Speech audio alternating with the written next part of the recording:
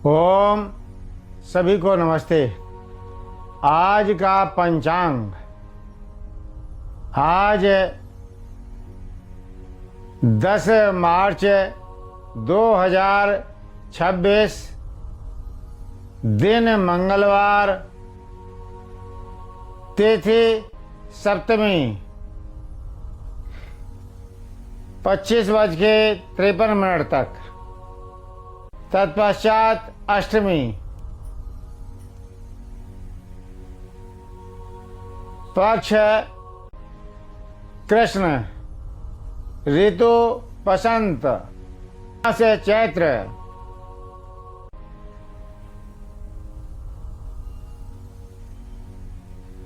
नक्षत्र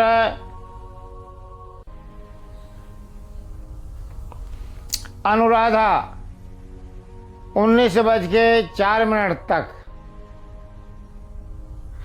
सूर्योदय 6:38 पर, सूर्यास्त 6:25 पर, चंद्रोदय 25 बजे,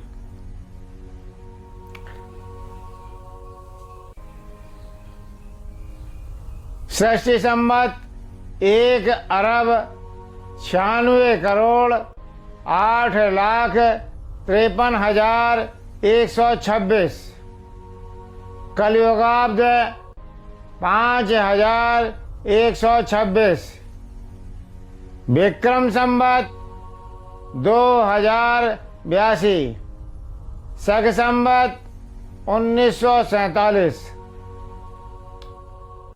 दयानंदाब्द 202। आज ईश्वर विषय पर चर्चा करते हैं, बात रखते हैं।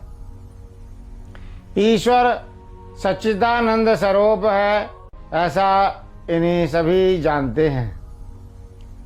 अब इसे सच्चिदानंद स्वरूप में हम देखते हैं तीन शब्दों से ये एक शब्द बना है, तीन शब्दों का मिश्रण है, सत चित आनंद। यानी कि सत का अर्थ यानी होता है जो तीनों कालों में विद्यमान है, तीनों कालों में जो रहता है, भूत भविष्यत वर्तमान, तीनों कालों का जो स्वामी है उसे सत यानी कहते हैं। और चित जो चेतन स्वरूप है और सारी दुनिया को चेतन स्वरूप बनाए हुए है, चेतनता देता है सारी दुनिया को, सभी जीव जंतु को जो है चेतनता देता है और स्वयं भी चेतन है, इसलिए वो यानी चित है। और आनंद स्वरूप है। परमपिता परमात्मा के अलावा और कोई भी व्यक्ति आनंद स्वरूप नहीं है। हाँ, जो मुक्ति अवस्था में चले जाते हैं वही केवल आनंद को प्राप्त होते हैं, आनंद स्वरूप केवल वही होते हैं। लेकिन वो भी जो है ऐसे इन्हें परमपिता परमात्मा के एक व्यवस्था के हिसाब से यानी एक समय तक ही मुक्ति अवस्था में रहते हैं, इसलिए उनको भी जो है सच्चिदानंद नहीं कहा जा सकता, क्योंकि ये जो सत्य है तीनों कालों में विद्यमान है, चेतन स्वरूप है, आनंद स्वरूप है, यानी ये केवल परमपिता परमात्मा ही है। जहाँ हम देखते हैं कि ये लक्षण कहाँ कहाँ घटते हैं, तो आज यानी बड़ी एक परंपराएं जो चली हैं मत मजहबों की, उन पर भी थोड़ी सी दृष्टि अगर हम डालते हैं, देखते हैं, तो यानी हम खास तौर से अपने हिंदू धर्म को ही देखते हैं।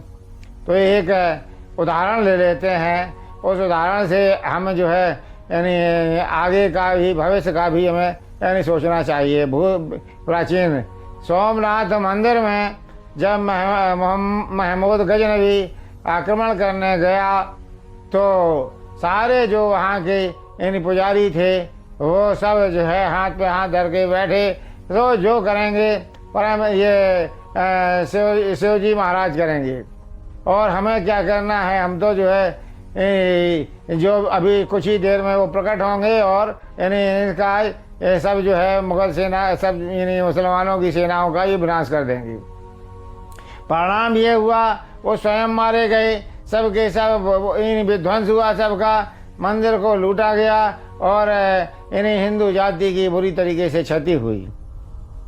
आज हमें इस बात को सोचना चाहिए, समझना चाहिए कि असली जो यानी जो परमपिता परमात्मा है, जो सच्चिदानंद स्वरूप है, वो सर्वत्र विद्यमान है, सब जगह है, केवल मूर्तियों के अंदर नहीं है। मूर्तियाँ होनी चाहिए, अच्छी बात है, हमारे पूर्वजों की मूर्तियाँ होनी चाहिए, उनकी हमें इन्हीं सम्मान उनका मूर्तियों का करना चाहिए, अपने पूर्वजों का सम्मान करना चाहिए, लेकिन वो मूर्तियाँ आराध्य नहीं हो सकती। वो यानी आराध्य केवल एक ही है, वो जिसको सच्चित आनंद स्वरूप है, परम पिता परमात्मा है। इसलिए हम सभी को उसी परम पिता परमात्मा की उपासना करनी चाहिए।